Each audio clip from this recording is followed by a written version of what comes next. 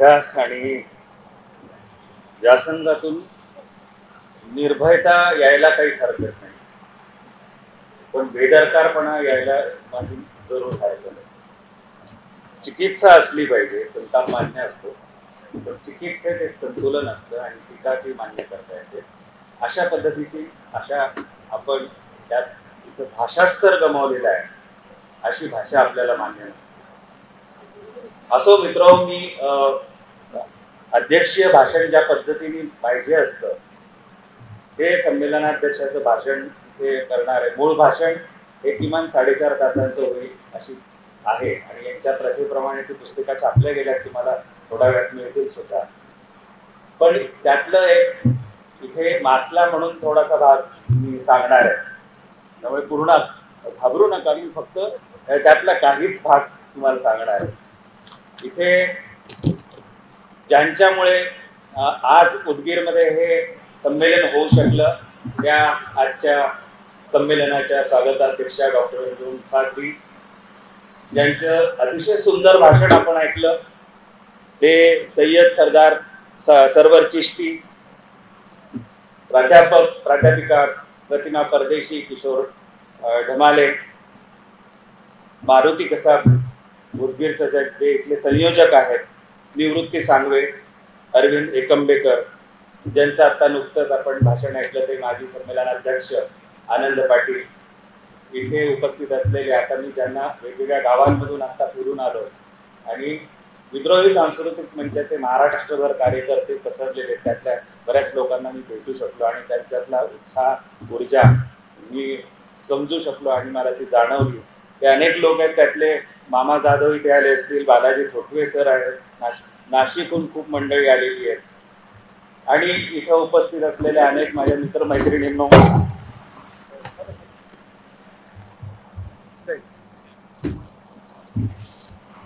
गेल्या 2 दशकांहून सुद्धा जास्त काळ गेलेला आहे. 99 पासून विद्रोही सांस्कृतिक चळवळीनं जी साहित्य संमेलन सुरू केली त्यातलं आज हे 16वं साहित्य संमेलन आहे आणि त्या 16व्या साहित्य संमेलनाच्या अध्यक्षपदी मला त्यांनी जे निवडून इथं बोलण्याची संधी दिली त्याबद्दल विद्रोही सांस्कृतिक चळवळीचे मी अत्यंत आभार मानतो. या दरम्यान 2 दशकांच्या दरम्यान विद्रोही साहित्य संमेलनाचे जे यापूर्वी मातब्बर अध्यक्ष होऊन गेले ते अध्यक्ष बाबुल, वारू सोनवणे, तुळसी परब, यशवंत मनोहर, संजय पवार, जयंत पवार, प्रल्हाद लुलेकर आणि आनंद पाटील या अशा सगळ्या पूर्वाध्यक्षांचा मी आदरपूर्वक उल्लेख करतो. या सगळ्या संमेलनांमध्ये त्या वेळेला अर्थपूर्ण चर्चा झालेली आहे आणि वेगवेगळे त्या काळात पडलेले प्रश्न त्याच्यावर उहापोह झालेला आहे आणि ही जी विद्रोही चळवळ गेली 23 वर्ष चालू आहे त्याच्या समतेचं त्याच्या बोधचिन्हातच आपल्याला दिसेल कुठेतरी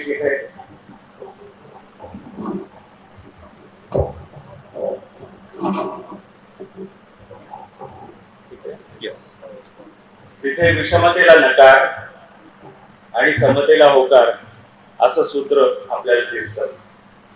वर्चस्ववाद, पुरुष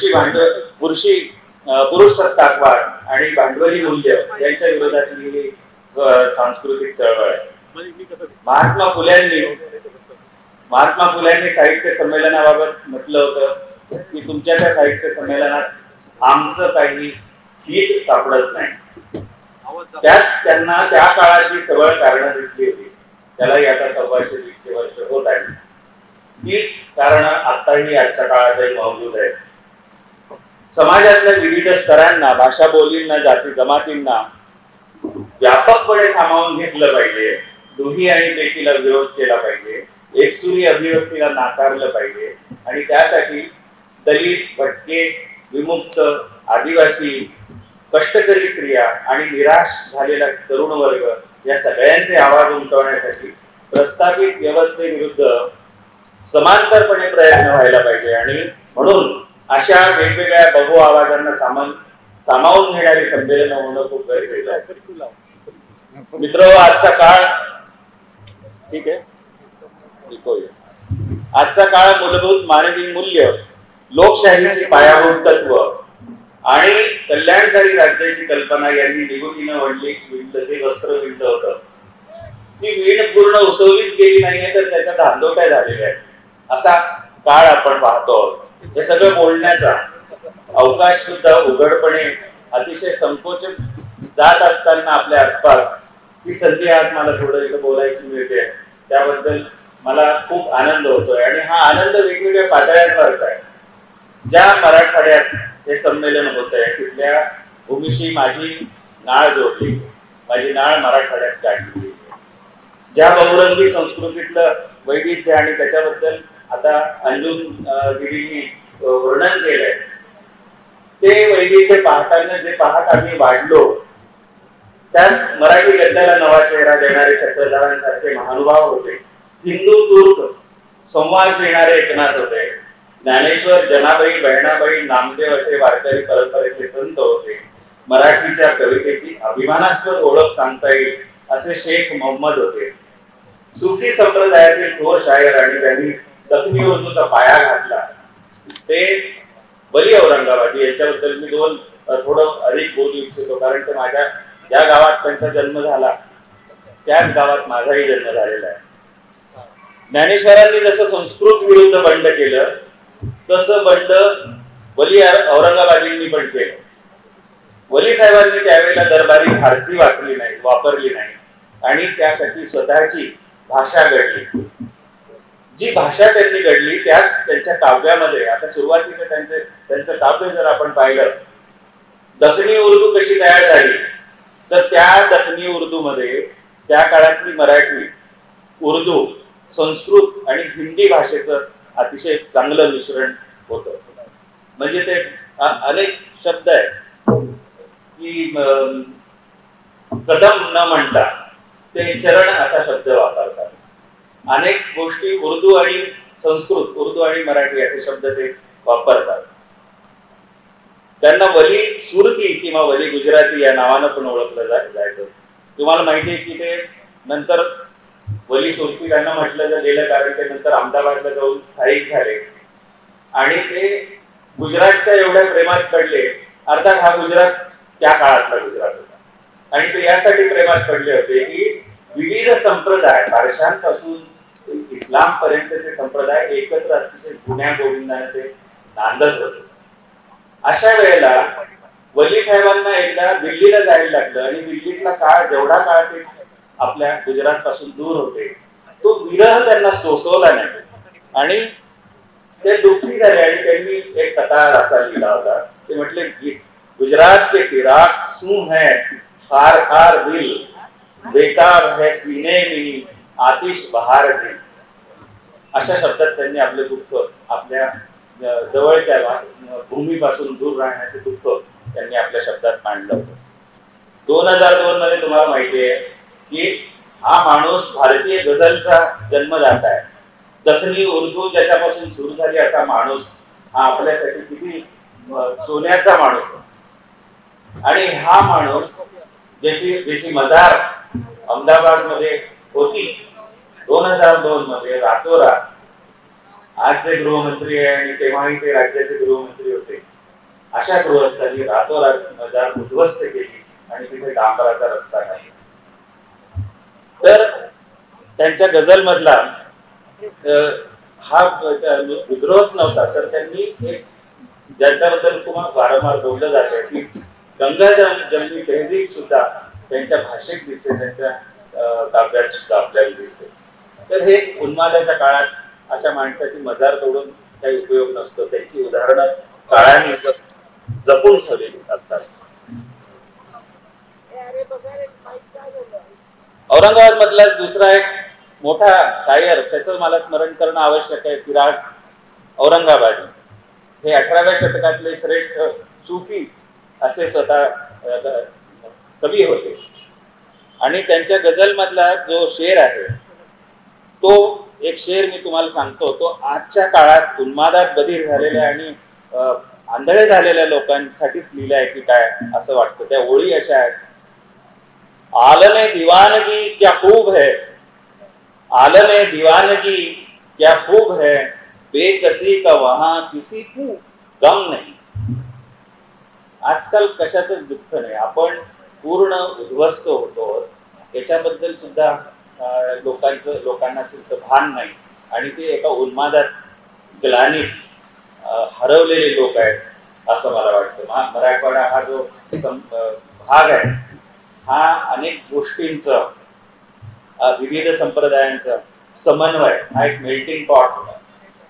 महानुभाव संप्रदाय, वारकऱ्यांचा संप्रदाय, भक्ती संप्रदाय, सुफी संप्रदाय, वैष्णव, जैन आणि बौद्ध तसंच वैज्ञानिक साहित्याची धारा ही हे या भूमीमध्ये नांदलेली आहे. इतिहासाने या भूमीला अनेक भाषा, धर्म, पंथ आणि विविध दर्शनांचं एकत्रीकरण करण्यासाठी निवडलेलं होतं. भक्ती आणि सुफी संप्रदायातील विचारांचा इथे खूप मनोरम समन्वय आपल्याला दिसतो. आता ताईच्या बोलण्यात ज्यांचा उल्लेख झाला त्याचा एक संदर्भ इथे देतो. संत एकनाथाचे जे गुरु होते जनार्दन स्वामी हे शेख मोहम्मदांचे गुरु बनले आणि हे त्यांचा उल्लेख त्यांनी चांद बोधले म्हटल्या तर चांद बोधले हा म्हणजे चंद्रवट बोधले ज्याची समाधी आता दौलताबादला आहे. तर चंद्रवट बोधलेंचे एकनाथ आणि शेख मोहम्मद हे दोघं शिष्य होते. चांद मलंग ज्यांना म्हटलं जातं चंद्रवट बोधलेंना, हे चांद मलंगांनी शेख मोहम्मदांना कुराण शिकवलं नाही, त्यांना ज्ञानेश्वरी शिकवली आणि एकनाथांना पुराण शिकवलं. त्यामुळे संत एकनाथांच्या पूर्ण काव्यात एक बंडखोरी दिसते. त्यांनी भारुड लिहिली, शिव्या देणारे माणसांच्या एकूण वर्तनावर प्रहार करणारं काव्य लिहिलं आणि शेख मोहम्मदांनी आपलं आयुष्यभर पूर्णपणे मराठीची सेवा केली. योग संग्राम नावाचं पुस्तक लिहिलं. आयुष्यभर त्यांनी ज्ञानेश्वराची वेगवेगळ्या पद्धतीने अनुवाद म्हणजे स्वतःच्या भाषेत वेगळ्या पद्धतीने ते आपली ज्ञानेश्वरी सांगत राहिले. तर हे जे बीड जिल्ह्यातले जे धारूर आहे तिथं शेख मोहम्मदांचा जन्म झालेला आहे. तर अशा अनेक गोष्टीची पार्श्वभूमी मराठवाड्याला आहे. 20व्या शतकात महाराष्ट्रातील इतर बरेचसे प्रांत जसे ब्रिटिशांच्या अंमलाखाली होते, त्यामुळे शिक्षण वगैरे सुविधा त्यामुळे तिथे फारशा उपलब्ध होऊ शकल्या. जिथं इतर ठिकाणी जशा उपलब्ध झाल्या तशा मराठवाड्यात झाल्या नाही. हा 48 पर्यंत निजामीतला भाग होता. पण 20व्या शतकापासून डॉक्टर आंबेडकर जेव्हापासून 1950 पासून औरंगाबाद यायला लागले आणि वेगवेगळ्या शिक्षण संस्था तिथे सुरू झाल्या तेव्हापासून त्यांनी रुजवलेल्या शिक्षणाच्या विचारानं हजारोंना प्रेरणा मिळाली. मराठवाड्यात दलित कवितेचा पहिला आद्यस्वर ज्याला म्हटलं जातं 1930 आणि 40च्या दशकात मराठीतला पहिला दलित कवी हरिहर सोनुले हा मराठवाड्यातला आहे, नांदेडचा. अशा जिथं महाराष्ट्रात प्रगतीचं वारं वाहू लागलं होतं तिथं आम्हाला 50 वर्ष उशिरा गोष्टी मिळायला लागल्या. मित्र थोडस आजच्या काळाबद्दल बोलायला पाहिजे. भारतात गेली शेकडो वर्ष इथल्या संस्कृतीतल्या या वैविध्यानं आणि आपल्याला संपन्न समृद्ध केलेलं आहे. आपल्याला एकरंगी होऊन गरीब होऊन चालला नाही. त्यासाठी बोलणं आणि विचार करणं या मूलभूत मानवी लक्षणाचा आपल्याला विसर पडता कामा नये. भारतीय लोकशाहीच्या इतिहासात आजच्या काळात इतका हिंसेचा, द्वेषाचा, क्रौर्याचा आणि दहशतीचा काळ, दमनाचा काळ दुसरा नाही. गेल्या काही वर्षांमध्ये आपण इतक्या, विशेषतः गेल्या 5 वर्षांमध्ये इतक्या मरणांच्या रोज बातम्या ऐकतोय की त्या बातम्यांच्या अक्षरांमधलं पलीकडची जी क्रौर्य आहे त्याच्यामुळे हे केलं की ते समजून घेण्याची संवेदना सुद्धा आपली बोथट आणि बधीर होऊन जाईल की काय असं वाटतं. गालिब म्हणतो तसं मुश्किले पडी इतनी मुस्कर की असा हो गई, अशी पाळी आपल्यावर येऊ नये असं मला वाटतं. आपण ज्याचे उल्लेख खूपदा झाले अशा अनेक विचारकांच्या महाराष्ट्रात आणि महाराष्ट्राबाहेर सुद्धा हत्या झाल्या. पत्रकारांना मारलं गेलेलं बघितलं, वस्त्या जाळल्या गेलेल्या आहेत, खून, झुंडी, बलात्कार, एकेकाला गाठून मारले गेले आहेत. निडरपणे जे लोक प्रश्न विचारतात, विशेषतः विद्यार्थी प्रश्न विचारतात, अशा विद्यार्थिनींना, निरपराधांना तुरुंगात डांबलं गेलेलं आहे आणि त्यांच्यावरचे खटले कधी सुरू होतात. ते वर्षोनवर्ष ते नुसते तुरुंगात अडकून पडलेले असतात. उत्तर प्रदेशात 70 मुलं ऑक्सिजनच्या शिवाय, लहान मुलं तडफडून मेली. 1100 गर्भवती स्त्रियांना केवळ सुविधा नव्हती दवाखान्याची म्हणून त्या गेल्या.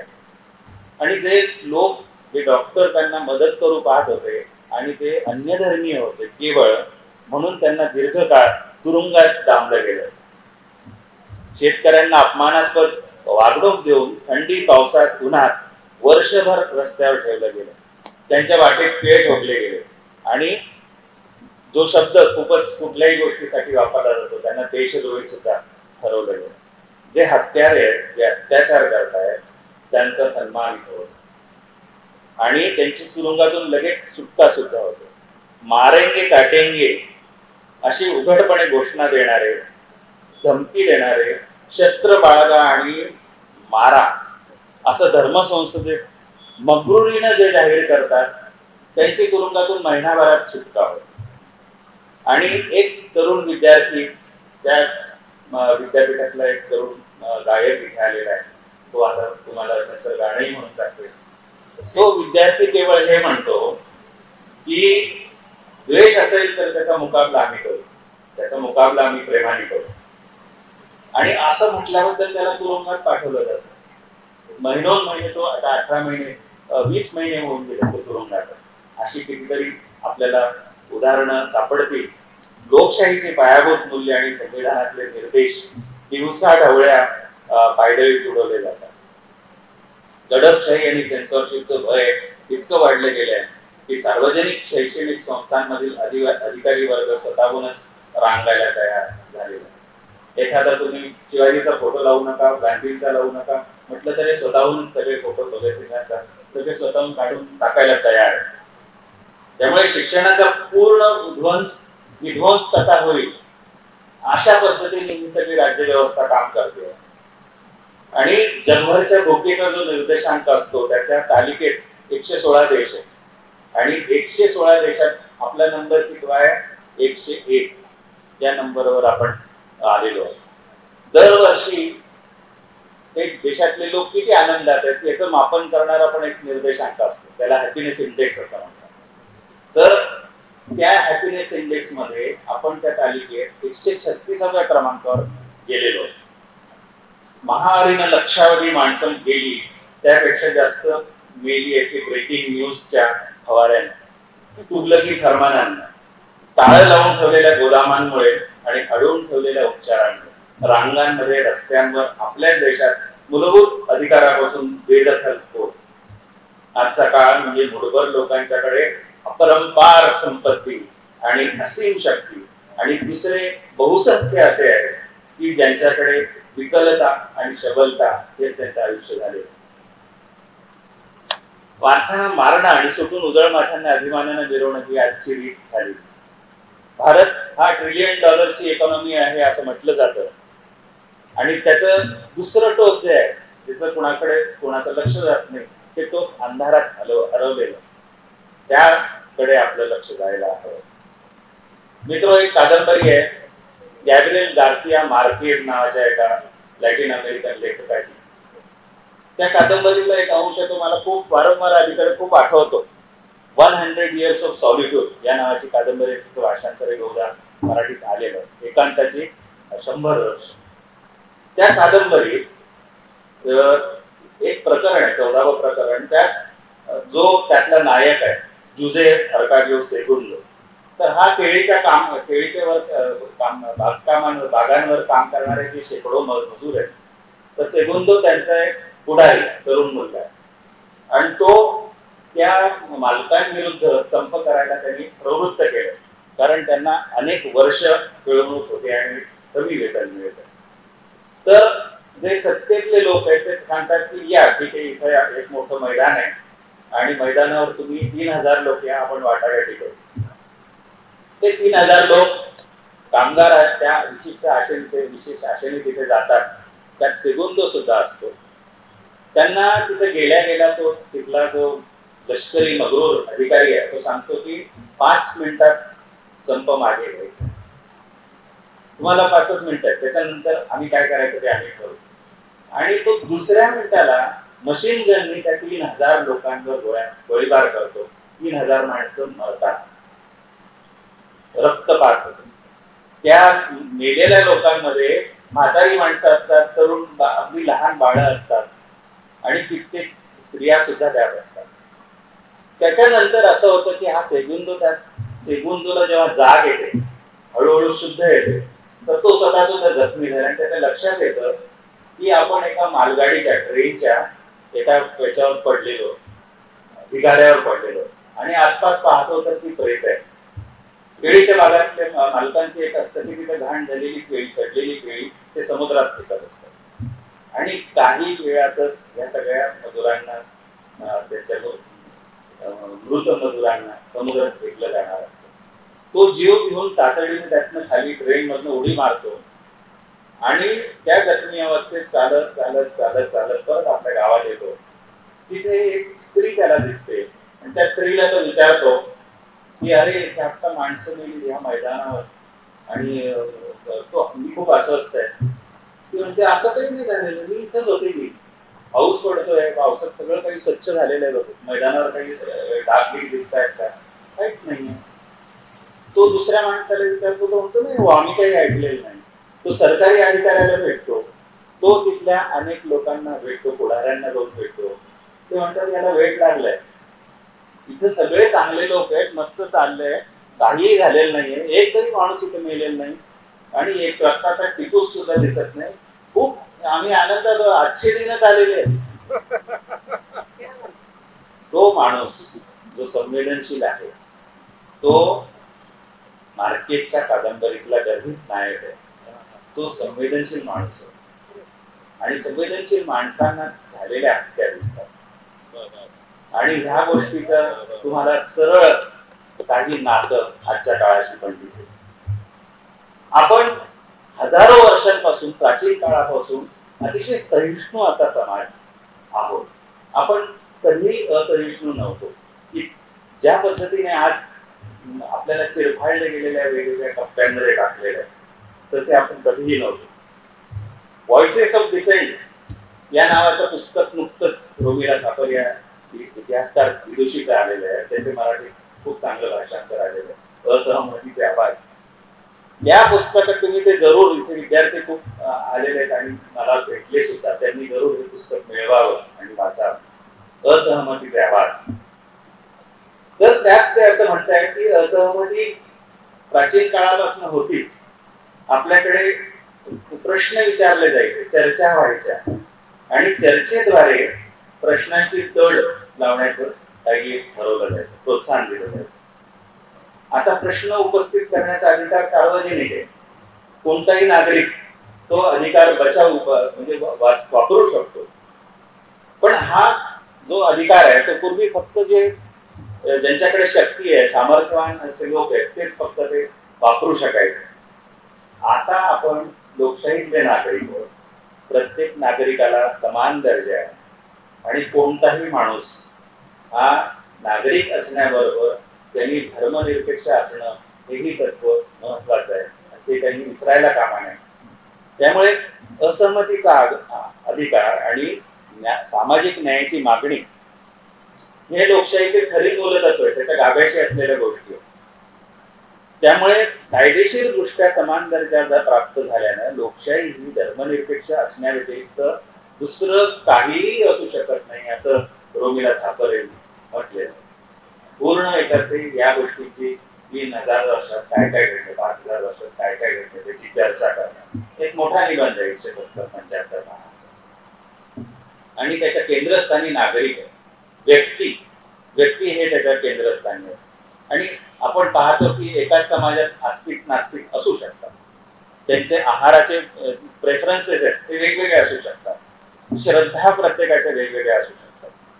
पण हा समाजाचा एक कॉमन, एक सामूहिक अवकाश असतो आणि तिथे समतेच्या मूल्यात कुणा एकाचं वर्चस्व मान्य केलं जाऊ शकत नाही.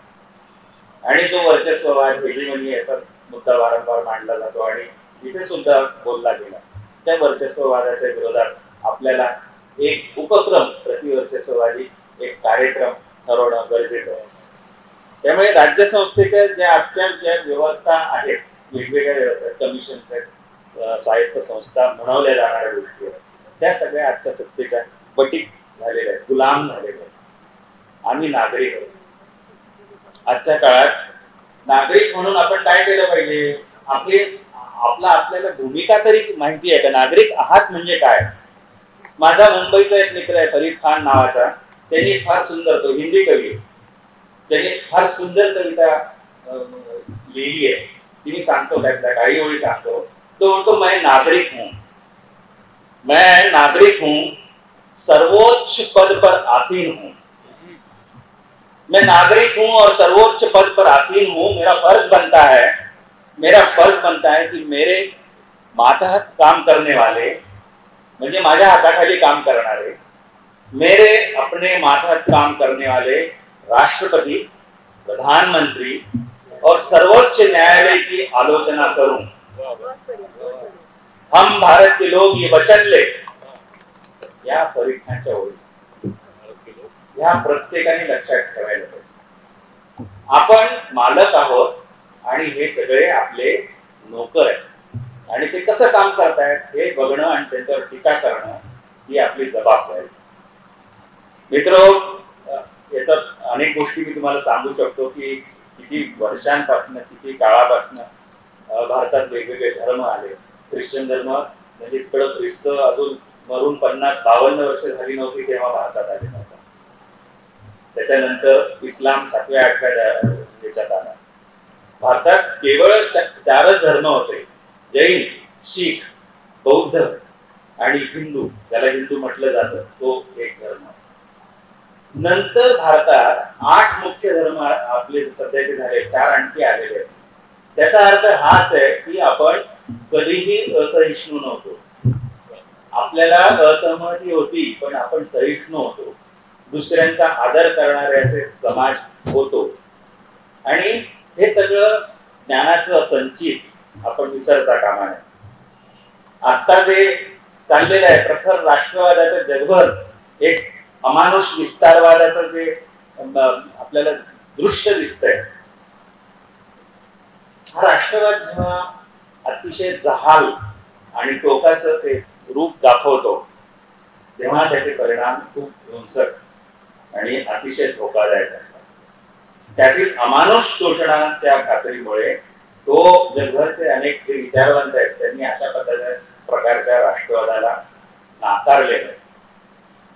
रवींद्रनाथांनी 1937 साली आयडिया ऑफ इंडिया हा शब्द प्रयोग केला होता एका मित्राला लिहिलेल्या पत्रात, आणि भारताचं एक स्वप्न, भारताची एक कल्पना त्यांनी मांडली. आणि त्यात ती कल्पना काय होती की भारतात आपल्याच लोकांपासून वेगळेपणाची जाणीव अजिबात होऊ नये, कारण ती संघर्षाला निमंत्रण देते. आणि अशा संकल्पनेला जिथे थारा नाही असा भारत देश आपल्याला तयार करायचा. आणि आज सकाळी तुम्ही बघितलं असेल की ज्या पद्धतीचे कलरफुल आपली यात्रा होती, विचार यात्रा, वेगवेगळ्या रंगाचे लोक होते, आणि हे बघणं आपल्याला, आपण आनंदून का जातो, आपण छान का वाटतं, त्याचा साधी गोष्ट आहे की जेवढं वैविध्य असतं त्या वैविध्यात तेवढंच सौंदर्य असतं, ते जिवंत आणि सळसळत असतं. हेच टागोरांना म्हणायचं. त्यांनी राष्ट्रवादावर अतिशय जहाल हल्ले करणारी 3 व्याख्यानं दिली, तिन्ही युरोपातील. एक युरोपच्या आणि जपानच्या राष्ट्रवादावर होतं, तिसरं भारताच्या राष्ट्रवादावर. त्यांनी तुमचा जो आधुनिकता आहे ती आमच्या आधुनिकतेशी जुळणारी नाही, तुमचा राष्ट्रवाद आहे तो आम्हाला काही मानवणार नाही.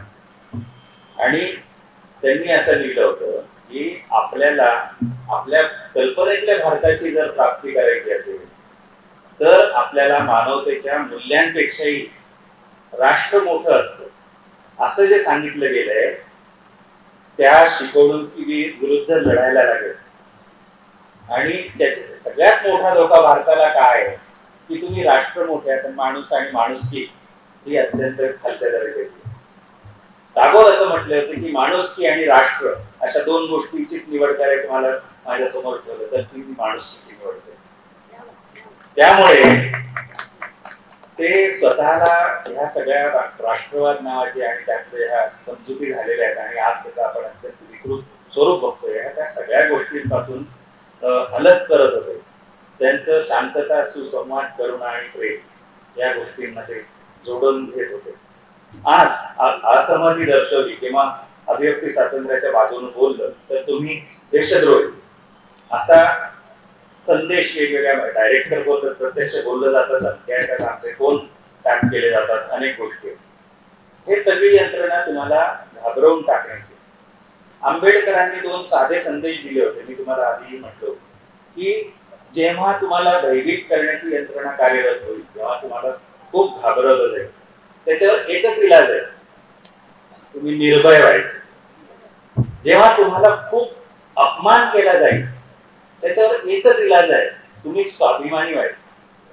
त्याच पद्धतीने आज आपल्याला विरोधातल्या कोणत्याही जे राष्ट्रवादाच्या संदर्भात बोलले जात आहेत त्याला एक प्रतिकार, एक विरोध करण्यासाठी हे सगळं नॅरेटिव्ह वापरण्याची आज गरज आहे. एक भारतात प्रचंड मोठा वर्ग आहे जो अजिबातच दृश्यात नाही, जो दिसत नाही. किती वेळ त्याची मतकरी कोणी विचारत नाही, ती माध्यमांपर्यंत जात नाही, तो शहरी झगमगाटांपासून दूर आहे.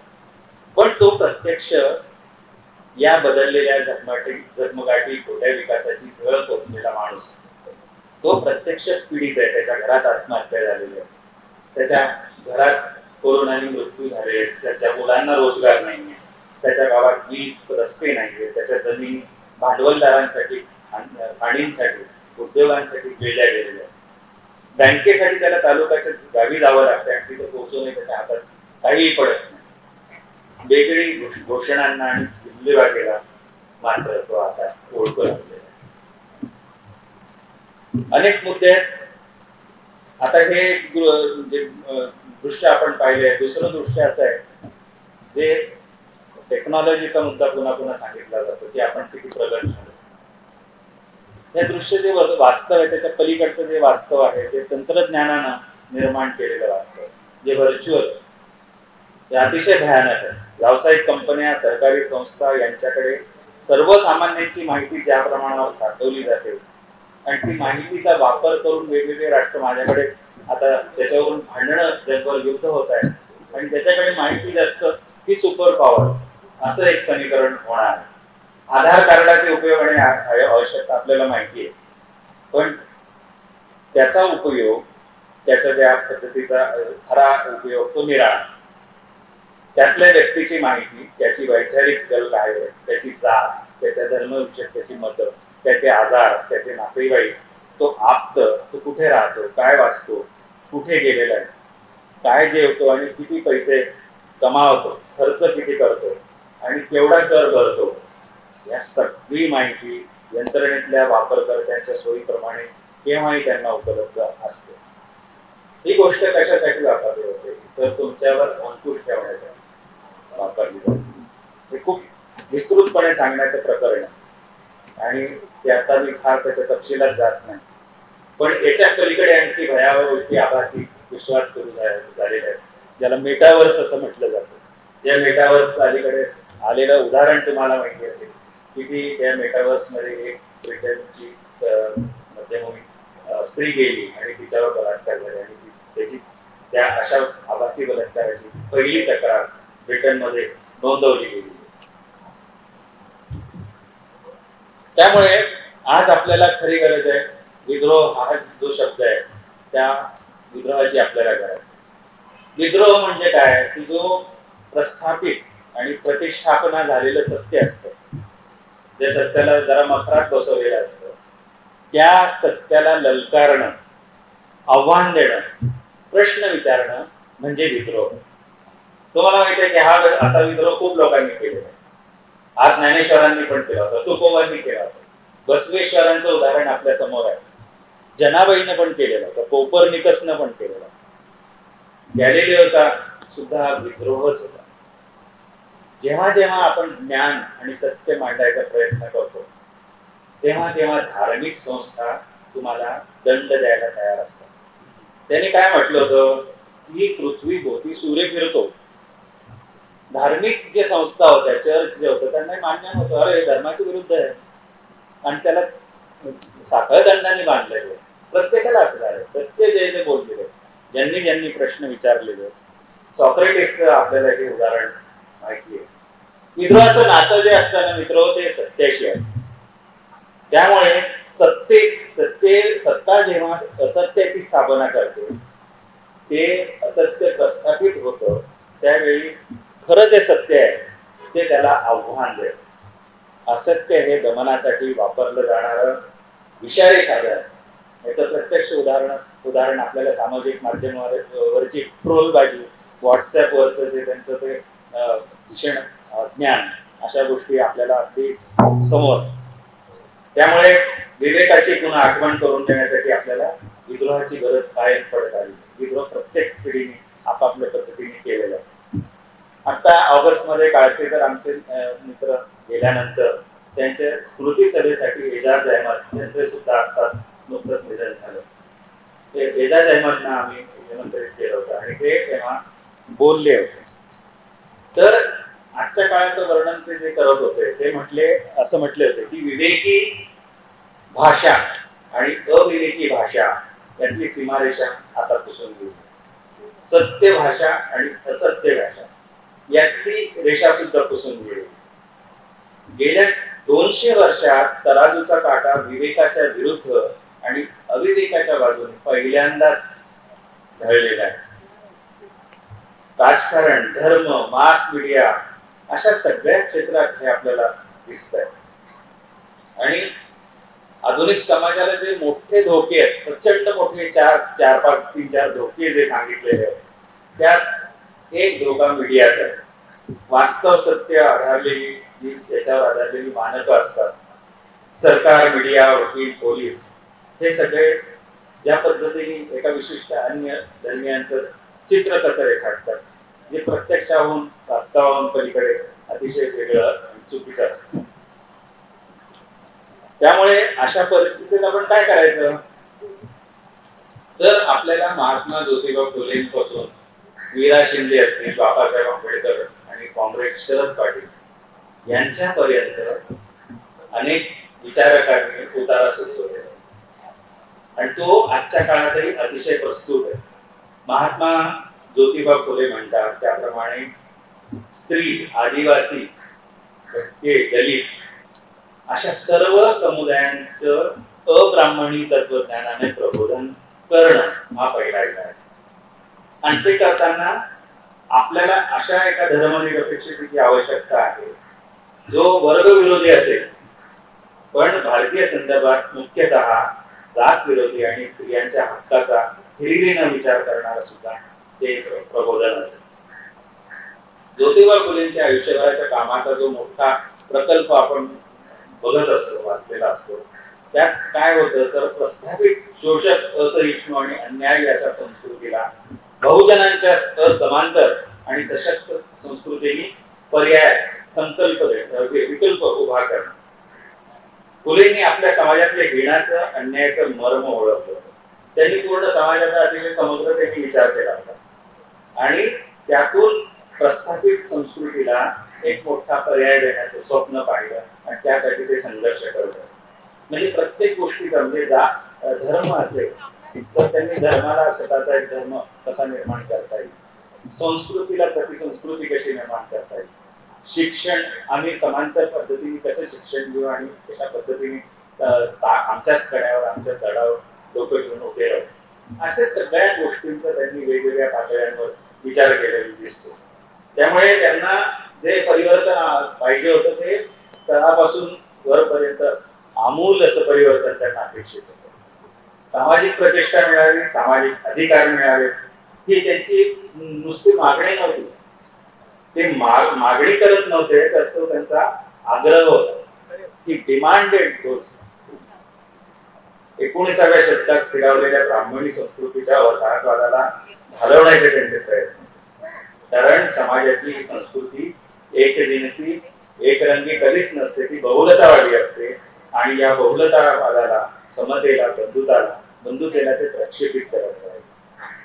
आणि त्यांचं आकलन समग्रतेचं असल्यामुळे ते जी बंधुता पुन्हा पुन्हा ही संकल्पना वापरतात ती विश्वबंधुत्वाची कल्पना, कारण त्याच्या पूर्ण लेखनात सुद्धा जगभरच्या वेगवेगळ्या गोष्टींचे संदर्भ आपल्याला सापडतात आणि ते वेगवेगळ्या धर्मांची प्रतीक पुन्हा पुन्हा वापरतात आणि लेखक वापरतात. ते म्हणतात की ख्रिस्त मोहम्मद माम ब्राह्मणासी धरावे पोटासी बंधू परी, असे ते बंधुभावाने सगळ्या जगाला कवटाळून पाहत होते. राष्ट्रवादाबद्दल ज्योतिबांचा जो वैकल्पिक संस्कृतीचा आणि उभारणीचा प्रकल्प होता त्या आधुनिक विचारात परंपरेतील सत्वशील सत्व आणि नवतेचा स्वीकार त्यांनी केलेला होता. त्यांच्या अब्राह्मणी हा आधुनिकतेचा विचार म्हणूनच आजच्या काळात प्रस्तुत आणि सार्थ आहे. जमातवाद हा जातीय आणि धार्मिक अस्मितेला खतपाणी घालून मतलब साधतो हे त्यांना माहिती होतं. त्यामुळे आजच्या सांस्कृतिक राष्ट्रवादाला तोंड देण्यासाठी त्यांनी जे नेमकं सर्वसमावेशक असं पर्यायी ठोस प्रारूप उपलब्ध करून दिले आहे त्यावरूनच आपल्याला उद्याची दिशा ठरवावी लागणार. त्यामुळे याच्यात सगळ्यात मोठा याचा अडसर असा आहे की आपल्याला आपापसातले मतभेद, अस्मिता, अहंगंड आणि फालतू जे कलह आहे आणि त्याच्यातून आपली तोंड वेगवेगळ्या दिशेला झालेली. पूर्वीचा जो अभियान होता आणि उरलेले सगळे बाकीचे त्याचा ब्राह्मणेतर असा उल्लेख फुले करत होते. आत्ताची गडबड अशी झालेली आहे की मधले जे त्याच्यानंतरचे काही लागू स्तर होते, काही आपली काळातले स्तर होते, ते आपोआपच काही काळाने अभियान झालेले आहेत आणि ते त्यांना सामील झाले. मग आपल्याला पूर्वीसारखी विभागणी करता येणार नाही. तर हे लोक त्याच पद्धतीचं अत्यंत पाशवी तत्वज्ञान त्याचे वाहक झाले ते आपण ओळखायला पाहिजे आणि आपण आपल्यातले या बाजूचे जेवढे लोक आपापले मतभेद विसरून एक होणं ही अतिशय आजची कळीची गोष्ट आहे. हा जगभरातलं एक वाक्य जॉर्ज फ्लॉइड नावाच्या एका माणसाला त्याच्या नरडीवर गुडघा दाबून आणि तो गुडघा त्या पोलिसांनी कृष्णवंशीय माणूस, काळा माणूस, त्याच्या मानेवर गळ्यावर गुडघा दाबला. 9.5 मिनिटं त्या पांढऱ्या गोऱ्या माणसानं तो आतून ओरडत राहिला की मला श्वास घेता येत नाही, आय कांट ब्रीथ, मला श्वास घेता येत नाही, माझा श्वास घुसमटतोय. हे आजच्या काळातलं जगभरातलं महावाक्य, सगळ्या जगातलं सामान्य नागरिकांचं महावाक्य आणि मी त्याच्या तपशिलात जात नाही, कारण प्रत्येक ठिकाणी प्रत्येक देशामध्ये वेगवेगळ्या देशांमध्ये ज्या उजव्या शक्ती तयार झालेल्या आहेत, हुकुमशाही आणि फासिस्ट आणि नाझीवादी तत्व मांडणाऱ्या, त्या जगभर इस्रायलमध्ये दिसतात, युरोपात अनेक ठिकाणी दिसतात, ऑस्ट्रियासारखे. आणि हे लोक यांची आवाज वाढत चालली. युक्रेनच्या युद्धात आपल्याला युद्धखोर लोकांची गोष्टी त्यामुळे आपल्याला दिसत आहेत आणि हे समजून घेणं. मी हे सगळं खूप नकारात्मक दुःस्वप्नकारक गोष्टी मांडतोय असं म्हणू नका, समजू नका, कारण ह्या गोष्टी पहिल्यांदा आपल्याला समजून घ्यायला पाहिजे. त्यामुळे आपल्याला त्याच्यावरचा उतारा सापडू शकतो. हे निराश आणि हतबल करण्यासाठी नाहीये, त्याचा मुळातला आपल्याला रोग समजून घेतला पाहिजे. आपण नेहमी अस्वस्थ आणि बेचैन राहिलो पाहिजे. मुनीर नियाझी नावाचा शायर माहिती आहे सगळ्यांना. त्याचे 2 ओळी अशा आहेत की बेचैन बहुत फिरना, बेचैन बहुत फिरना, घबराए हुए रहना, एक आग सी जज्बों की बहकाए हुए रहना. तर त्या पद्धतीने आपण सतत अस्वस्थ होणं, बेचैन होणं आणि आपल्या छातीत एक आग कायम तेवती ठेवणं हे महत्वाचं असतं. कारण एकदा तुम्ही एखाद्या एक दूध प्यायला तर त्यात माशी पडते, म्हणजे जेणे मक्षिका बक्षिली जाणीवेची तया भोजनाची रुची प्राप्त होते. त्यामुळे एकदा तुम्ही ते खाऊन टाकलं तर तुम्हाला अन्नावरची वासना उडून जाते. एकदा ज्ञान तुम्ही आहे त्या सगळ्या गोष्टींसकट तुम्ही प्राप्त करायच्या मागे लागला तर त्यामुळे तुम्हाला बाकी गोष्टी निस्सार वाटतात.